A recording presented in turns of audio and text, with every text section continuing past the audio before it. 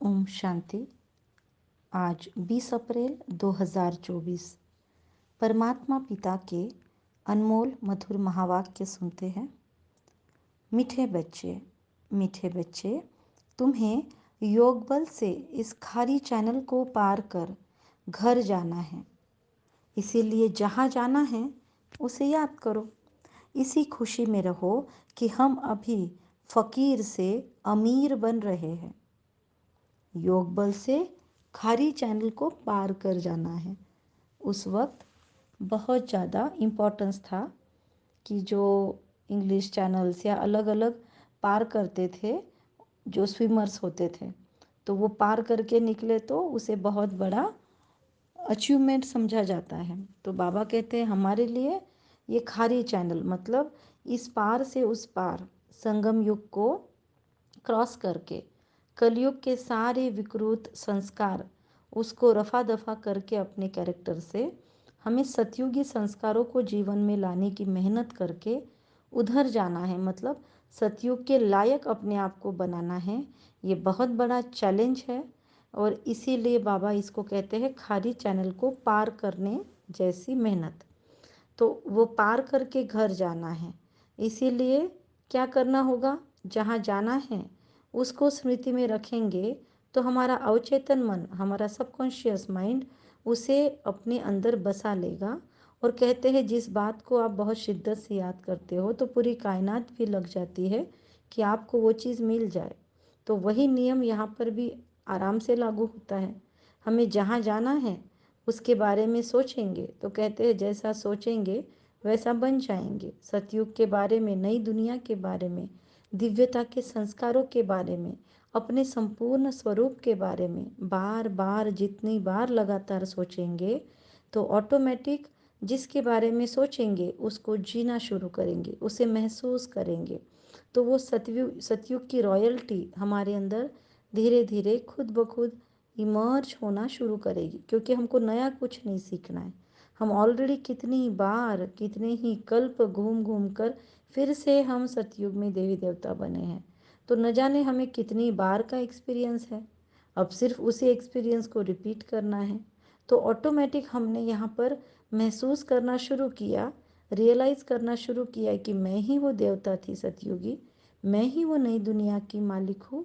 तो खुद ब खुद उससे कनेक्टेड संस्कार हमारे अंदर से इमर्ज होना शुरू हो जाते हैं। तो इसीलिए बाबा बार बार स्वदर्शन चक्र घुमाओ, 5 स्वरूपों का अभ्यास करो, यह हमें शायद गाइड इसीलिए करते हैं क्योंकि जिस घर जाना है उसे याद करना है। उसे याद करेंगे तो हम उसके लायक बनते जाएंगे और उसकी स्मृतियाँ और उससे कनेक्टेड हमारे पात्रताओं को भी वो खुद ब खुद हमारे अंदर से इमर्ज कर देगी स्मृतियाँ। तो इसीलिए बाबा कहते हैं इस खुशी में भी रहो। अब खुशी क्या है, बाबा यहाँ पे बहुत डीप साइकोलॉजी समझा रहा है।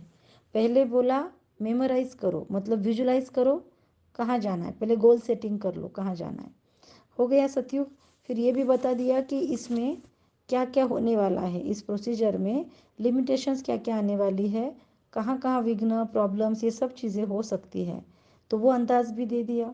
फिर मतलब खाली चैनल बोल दिया। तो मेहनत है, तैयारी है मेहनत की तो ही इसमें घुसो। मेहनत है, तैयारी है मेहनत की, तो फिर ये बता दिया कि खाली चैनल पार करने जैसा एफर्ट है। फिर आगे बाबा बता रहा है कि उसके आगे की साइकोलॉजिकल स्टेप बता रहे बाबा, जहाँ जाना है गोल सेट है, जहाँ जाना है तो उसको अब माइंड में विजुलाइज करो, रिपीटेशन करो, उसका मन में स्क्रीन प्ले चलाओ। वो हो गया। अब उसके साथ अगला स्टेप है फीलिंग। तो अभी विचारों के साथ साथ फीलिंग को ऐड करो। कौन सी फीलिंग, खुशी। वहाँ पर जैसे हम चले गए हैं, प्रेजेंट टेंस में हम वहाँ पर हैं, प्रेजेंट कंटिन्यूस टेंस में हम सतयुग में हैं। इस फीलिंग को लाओ, इस फीलिंग से खुश हो जाओ। खुशी ये फीलिंग है। अगर वो फीलिंग आ गई कि हमारे पूरे सेंसेस उसमें कनेक्ट होते हैं, हम सुप्रा सेंसुअल जॉय भी उससे फील कर सकते हैं।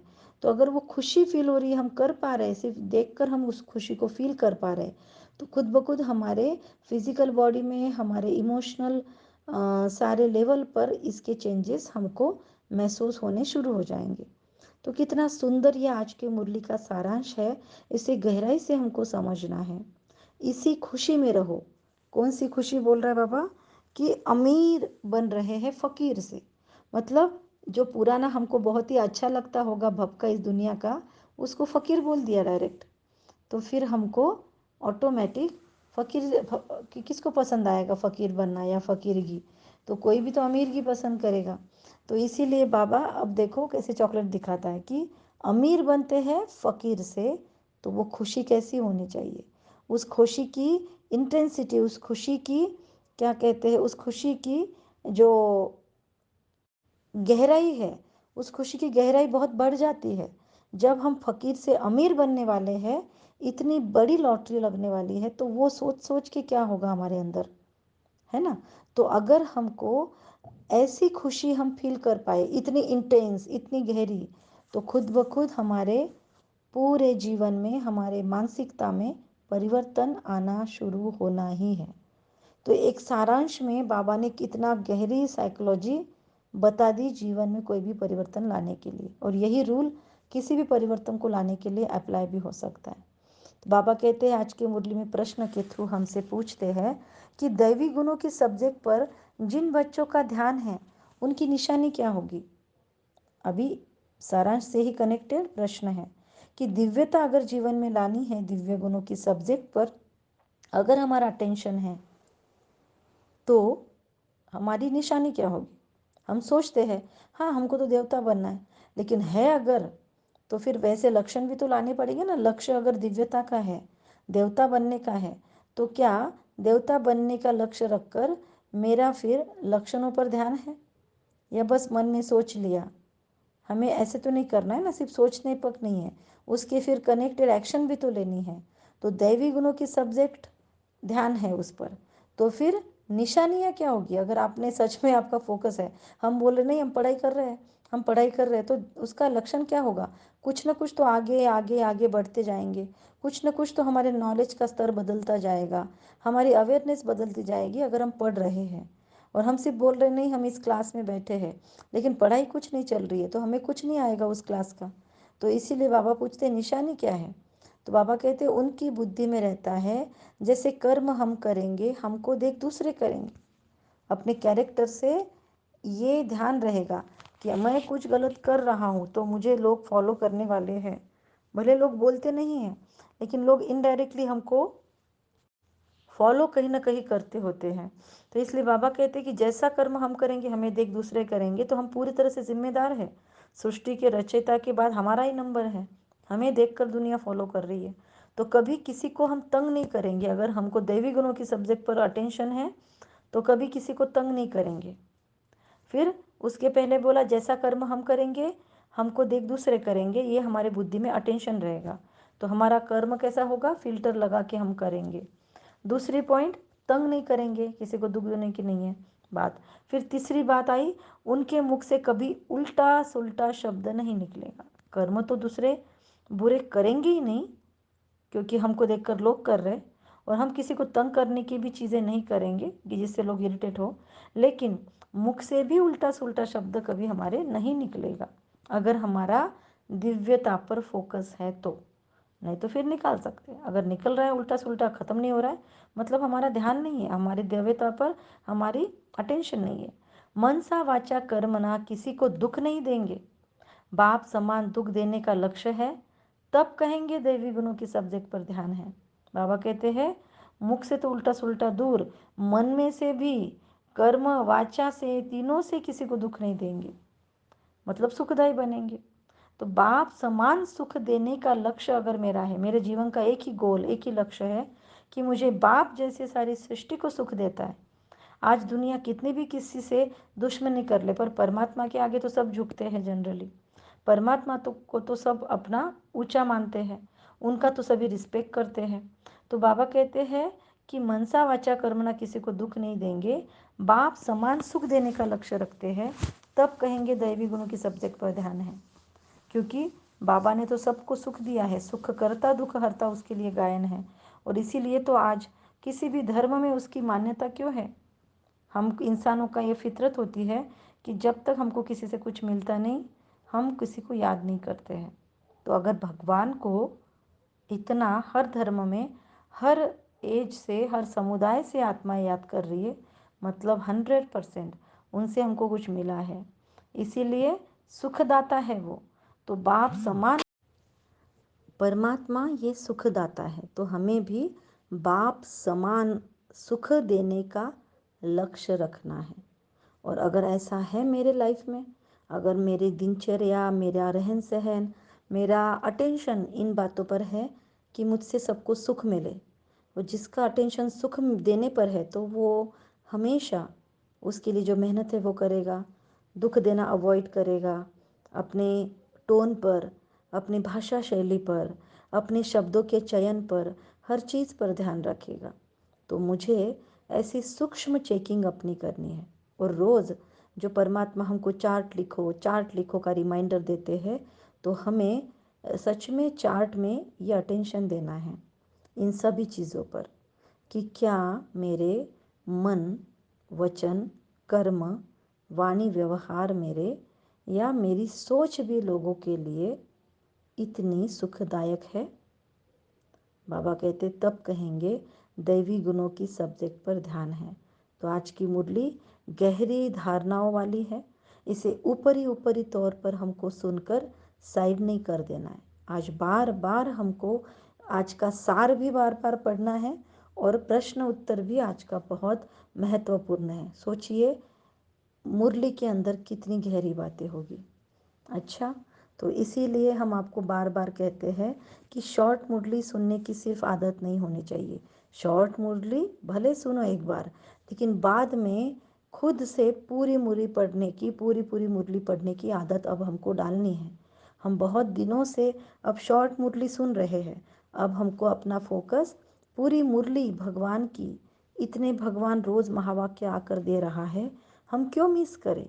क्या हमको पूरी मुरली पढ़ने जितना 25-30 मिनट हम खुद के लिए नहीं निकाल सकते 24 घंटे से? आराम से निकाल सकते हैं।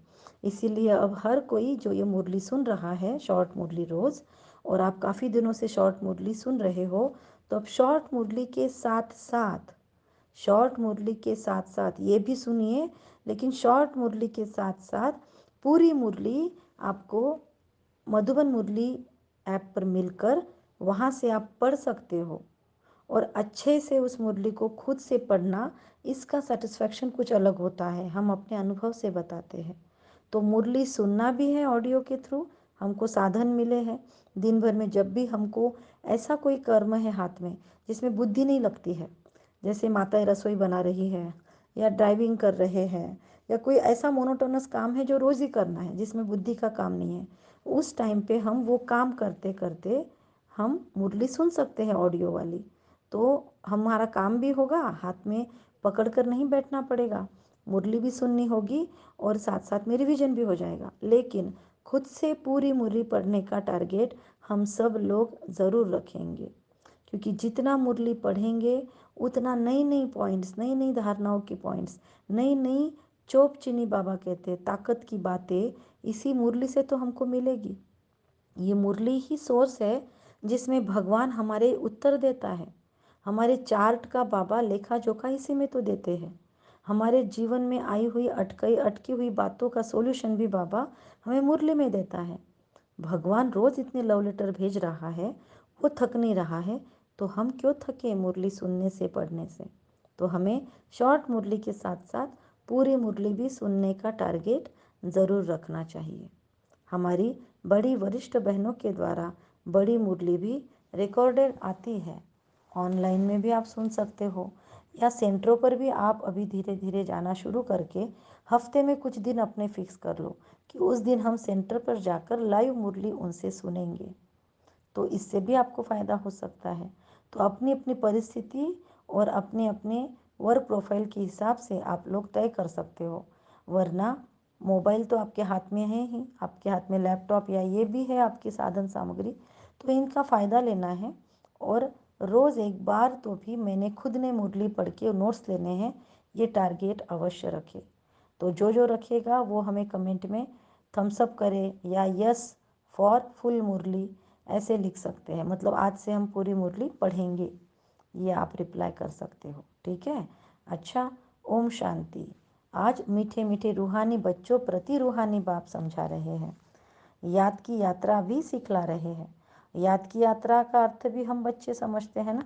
दुनिया में याद की यात्रा शब्द ही नहीं है। हमारे लिए बाबा ने कितने सारे नए नए वर्ड्स इस मुरली के थ्रू हमको, हमारी पूरी शब्द संग्रह ही हमारा चेंज कर दिया, हमारी पूरी वोकेबलरी बाबा चेंज कर रहे हैं, या उसमें बहुत सारी चीज़ें ऐड हो रही है। तो बाबा कहते हैं मेरे बच्चे ही याद की यात्रा का अर्थ समझेंगे। कितना नाज है भगवान को हम पे। भक्ति मार्ग में भी सब देवताओं को, शिव बाबा को याद करते थे हम, लेकिन हमको ये मालूम नहीं था, पता नहीं था कि इस याद से विकर्म भी विनाश होंगे, है ना। हम तो बस सोचते थे कि भगवान हमको भवसागर पार कर दे, हमारे पापों को माफ़ कर दे, हम उतने के लिए याद करते थे। लेकिन इस याद से पाप खत्म भी होते हैं, ये थोड़ी पता था। ये तो ज्ञान मिलने के बाद पता चला। तो बाबा कहते हैं कि पता नहीं था। बच्चे जानते हैं बाप पतित पावन है, वही पावन बनने की युक्ति बताते हैं। हम पहले सिर्फ रट्टा मारते थे, अब हम सारी चीज़ें सिर्फ सुनते नहीं हैं, समझते भी हैं। और ज्ञान का अर्थ ही है समझ। तो बाबा कहते आत्मा को ही पावन बनाना है, आत्मा ही पतित बनती है। और भारत में आकर ही भगवान याद की यात्रा सिखला रहे हैं। तो बहुत भाग्यवान है हम सभी कि भारत में हमें इतना सुंदर सौभाग्य मिल रहा है, जो भगवान का अवतरण इसी भारत में होता है। अच्छा, तो आज की मुरली बहुत सुंदर है। बाबा कहते हैं कि अभी हर एक अपनी जांच कर ले, क्योंकि पुरुषार्थ करते करते आखिरी पिछाड़ी की रिजल्ट कल्प पहले मुआफिक निकल जाएगी।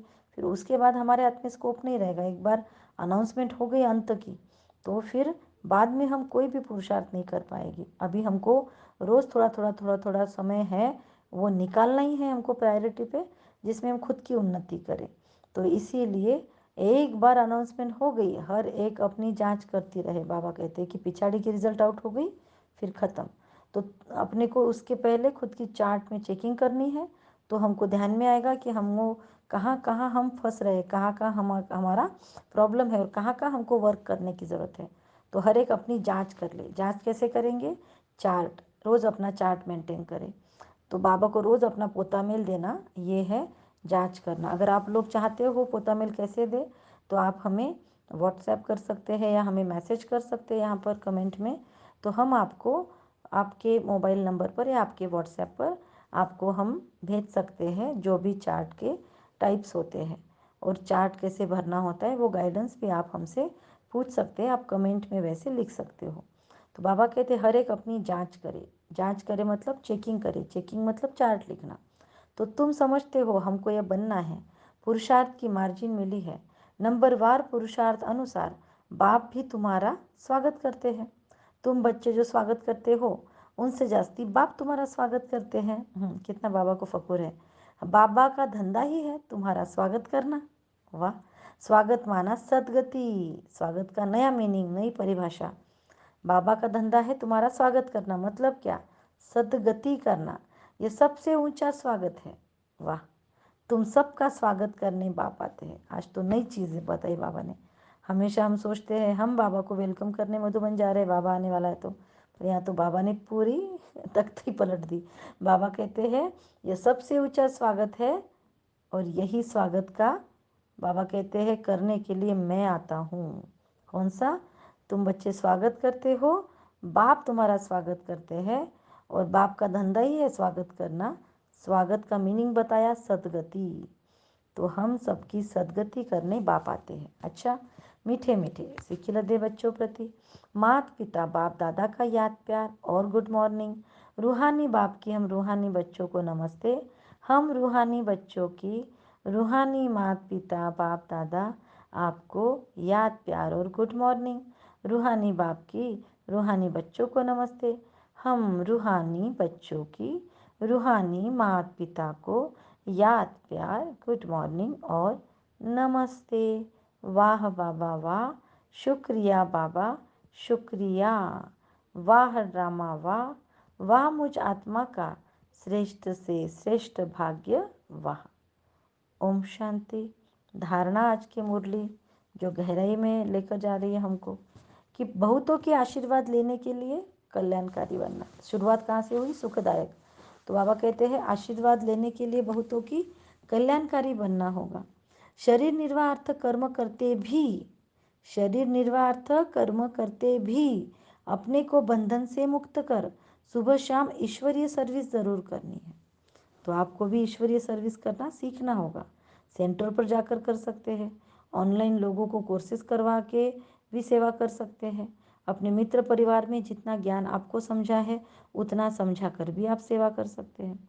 तो बाबा कहते हैं कि अपने को बंधनों से मुक्त कर सुबह शाम ईश्वरीय सर्विस ज़रूर करनी है। दूसरी बातों में अपना समय वेस्ट न कर, बाप को याद कर माइट लेनी है, सत के संग में ही रहना है, मनसा वाचा कर्मणा सबको सुख देने का ही पुरुषार्थ करना है। बाबा कहते हैं दूसरी बातों में समय वेस्ट नहीं करना है, बाप को याद कर, बाबा से माइट मतलब ताकत लेनी है, सत्य के संग में ही मुझे रहना है, ये पक्का करेंगे। तो उसके भरोसे छोड़ दी नैया तो वो देखेगा ना कैसे करना है हमारी देखभाल, हम क्यों टेंशन ले। तो सत्य के संग में ही रहना है, मनसा वाचा कर्मणा मुझे सबको सुख देने का ही पुरुषार्थ करना है, बहुतों की आशीर्वाद लेने के लिए मुझे विश्व कल्याणकारी बनना है, शरीर निर्वाह कर्म करते भी अपने को बंधन से मुक्त कर सुबह शाम बाबा कहते हैं ईश्वरीय सेवा ज़रूर करनी है। वरदान है आज की मुरली से, महसूस करेंगे बाबा का वरद हस्त मेरे सर माथे पर है। और वरदान मिलता है पवित्रता के वरदान को निजी संस्कार बनाकर पवित्र जीवन बनाने वाले मेहनत मुक्त भव। जिनको भी अपवित्रता झकझोर रही है उनके लिए बहुत सुंदर गाइडेंस है कि पवित्रता के वाइब्रेशन को निजी संस्कार बनाकर पवित्र जीवन बनाने वाले मेहनत मुक्त भव। तो बाबा कहते हैं कई बच्चों को पवित्रता में मेहनत लगती है, इससे सिद्ध है वरदाता बाप से जन्म का वरदान नहीं लिया है। वरदान में मेहनत नहीं होती। हर ब्राह्मण आत्मा को जन्म का पहला वरदान है पवित्र भव योगी भव। महसूस करेंगे ब्रह्मा बाबा के भ्रुकुटी में भगवान मेरे सामने बैठा हुआ है लाइव, और वो सर पे हाथ रख रहा है, कहता है बच्चे तथास्तु, मेहनत मुक्त संपूर्ण पवित्र भव, योगी तू ज्ञानी तू आत्मा भव। मीठे बच्चे संपूर्ण पवित्रता के वरदान को निजी संस्कार बनाकर पवित्र जीवन बनाने वाले मेहनत मुक्त भव। बाबा कहते हैं वरदाता बाप से जन्म का वरदान नहीं लिया है। अगर बाबा कहते हैं मेहनत लगती है पवित्रता में, मतलब बाबा से वरदान नहीं लिया है इन दो शब्दों का कि पवित्र बनो योगी बनो। वरदान में मेहनत नहीं होती। हर ब्राह्मण आत्मा को जन्म का पहला वरदान है पवित्र भव योगी भव। ऐसे जन्म के संस्कार बहुत पक्के होते हैं। तो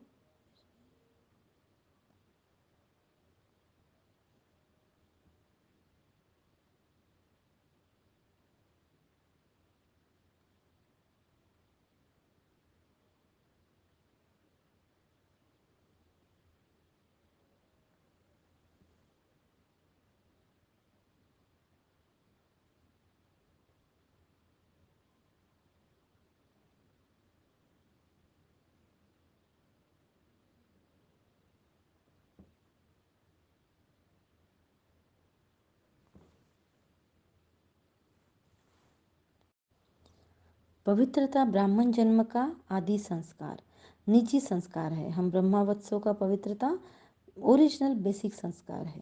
तो इसी स्मृति से पवित्र जीवन बनाओ, मेहनत से मुक्त बनो। अगर हम किसी और का सीख रहे हैं तो मुश्किल जाए, लेकिन हमारा ही ओरिजिनल निजी संस्कार है पवित्रता, तो हमारे तो अंदर से ही निकालना है हमको उस क्वालिटी को बाहर। तो इसी स्मृति से पवित्र जीवन बनाओ कि ये पवित्रता मेरा आदि संस्कार है, निजी संस्कार है, मेरा प्राइवेट संस्कार है पवित्रता। तो मेहनत से मुक्त हो गई हूँ मैं। ट्रस्टी वह है जिसमें सेवा की शुद्ध भावना है। बाबा कहते स्लोगन में ट्रस्टी वह है जिसमें सेवा की शुद्ध भावना है, कुछ लेने की भावनाएं नहीं है।